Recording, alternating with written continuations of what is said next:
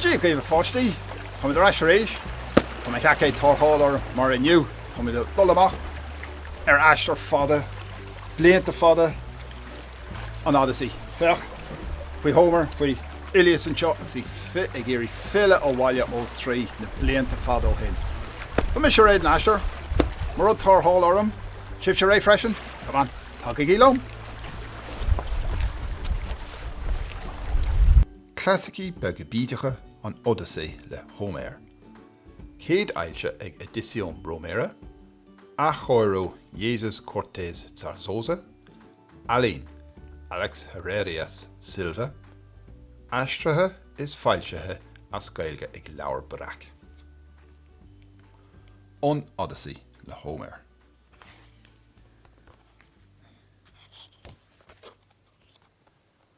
Fadó na gcathair na trí tar de cogadh uafásach a bhar 7 mbliana.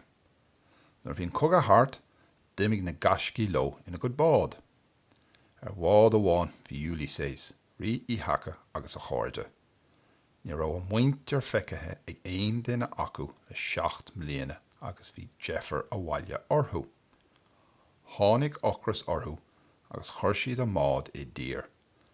Bhí gabhar á rósta acu nuair a tháinig fathach lethúlach orthú an ciclóp. Rug sé ar bheirt in na fear agus di sé iad. Thóg Uiliséas a chlá agus há sé is súil an hiclóp í. Líg sé siúd béic as agus rith na fear go dtí an bád. Bheith go mór is tá an cyclone agus a carraigh móra agus Uiliséas beag agus feach an slátá sé chuna chahabh isteach is súil an ciclóp.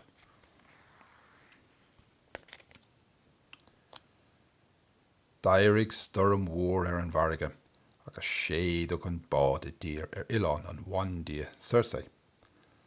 Dan Uiliséas ar an mád agus chuaigh na fear eile go pálás Circe ag géar a bia. Thug sí deoch dóibh, ach nuair a dól na fear an deoch rinneadh mucha díobh. Ar deire chuaigh Uiliséas ar thorn na bhfear. Nuair a chonig sé na mucha dahan sé gurbh iad a chairde féin iad. Chúa sé go dtí an bandia agus dír sé orthú iad a iompú ar ais. Bhí Circe anmhór le Uiliséas agus bhí sí sásta sin a dhéanamh dó agus thug sí tróir go dó le na bhealach a dhéanamh a bhaile. Feich arú. Sin iad a chairde mar mucha.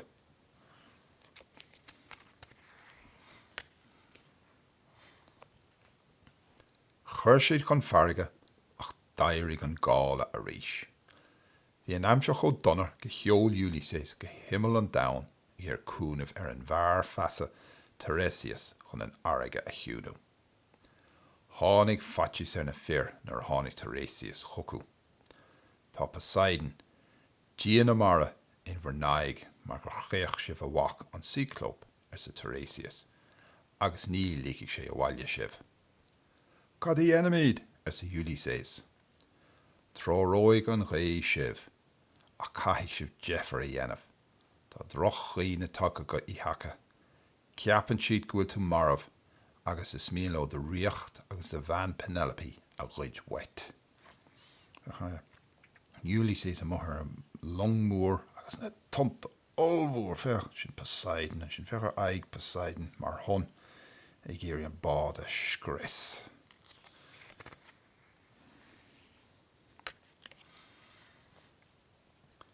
Héad an ré an bád chun siúil. Chonig na fear Oileán ar a rá siréní ag ceol. Fannig se féin a cheol na siréní ar sa Uiliséas. Cén fá ar sa na fear.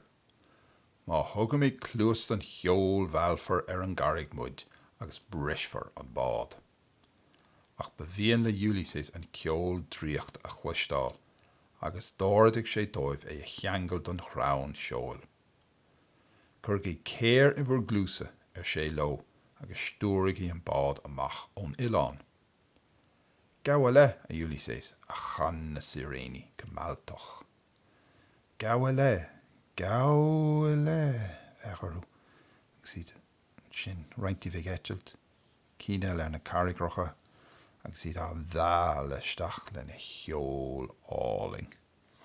Is féach ní féidir leis na fear rud a bit a chluistáil, so tá ceart go leor. Dáirdigh Uiliséas duna fear an ceangal a scéile, ach níor thug siad éon éard air.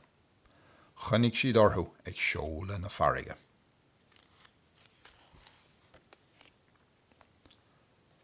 Tháinig ceol trom a nús orthu.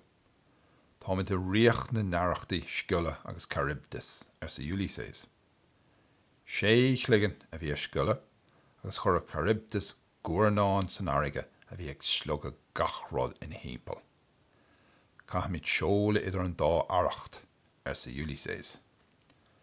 Throm na fear na maidí rábha. Ach tharing an guairnáin an bád ina ró agus deireadh le sciulle a clig na fada a híine amach agus séisir duna fear a bhrith lé ina chud fíochla. Dearad tháinig an bád sláán a chail Uiliséas séisir dá chairde fechar sin. Tá sciulle trí siad a áil agus tá sé chun iad ihe. Fear bochta.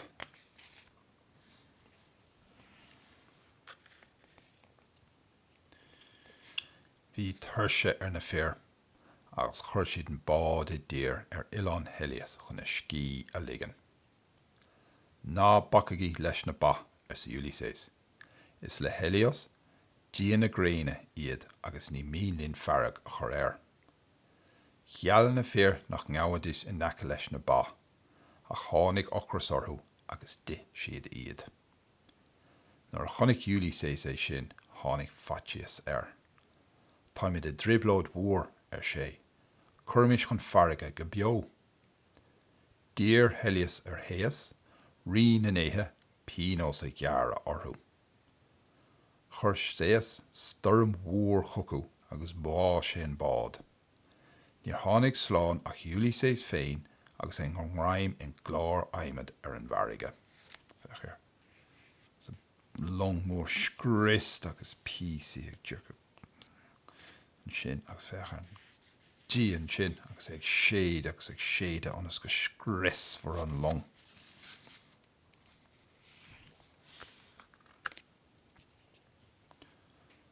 Thug an airige Uiliséas go Hileán cheilipsó. Thug an nimfach áling cheilipsó Uiliséas I dír agus cheabhraigh sí leis bád nua a dhéanamh. Chur Uiliséas chun farraige a ríis. Go tróiríonn réithú a Uiliséas sa cheilipsó leis. Ach bhí farrag fós fasáideann leis, agus líonn sé an airige le tonta móra a bhreis an bád Uiliséas. A ríis eile chuirg Uiliséas I dír Oileán strán séartha. Ar chud cruaige, sa sé chó fáda sin go nompíonn sé isteach san airige. Agus sin é, ní lech bá beag ag an isis, Uiliséas.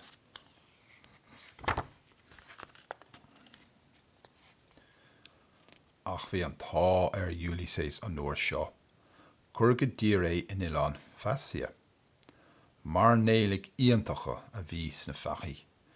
Duine sé dóibh céirbh féin agus cá rabha rial agus, nuair bhí scéal fad cliste acu, dúirt siad go méadis bra sásta cabhrú leis. In éanach le mar néalaigh asia, cheol Uiliséas thar farraige go hítheacha. Bhí sé ar bís lena bhac is lena bhean a eicáil a ríis. Long nahia, sé fille a bhaile.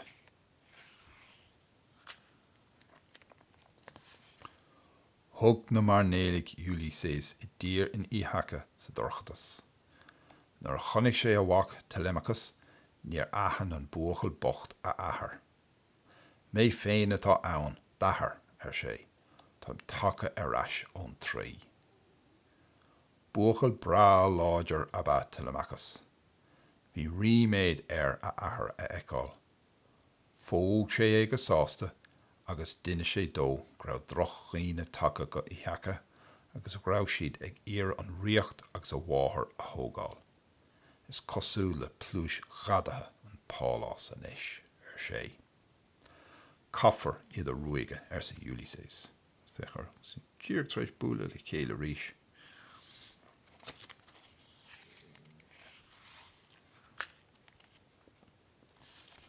I bálas í hacha, bhí rógarí agus meiscóirí thart timpeall Penelope, agus bhí sí cráite acu. Pós mé a Penelope, ní theocaigh dar Uiliséas rais go Joe sa duine acu. Pós mise sa duine eile. Nuair a chríocht nóigh mé ag fí an éadaigh seo, rá nóigh mé fear céile, I deireadh sí lo.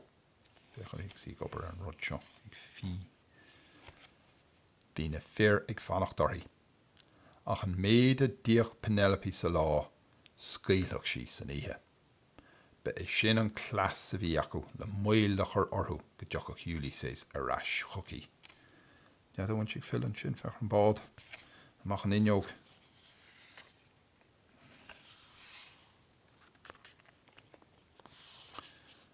Chúi Uiliséas go dtí an pálás, ach nuair a chonig na fear na sean éadaí a bhí rinne siad maga faoi. Dúirt Uiliséas lo go múnach sé ceacht dóibh. Donsaigh sé iad lena chláimh agus chat Telemachus saide lo lena bhua.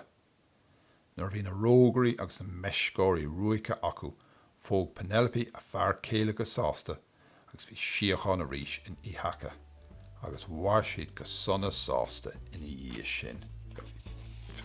Trid mór an sin agus ag treis an chláimh an iar a bhrise agus an said ag dofech agus do gach an stán an sin ag a hana féin. Bin trid mór, Agus bin é. So Uiliséas a rais ó sa bhaile réis, treis aistear mór fadar Jackar, súil an gur hatna scéalah, agus tá mit snú búla liverí a chairde, slán.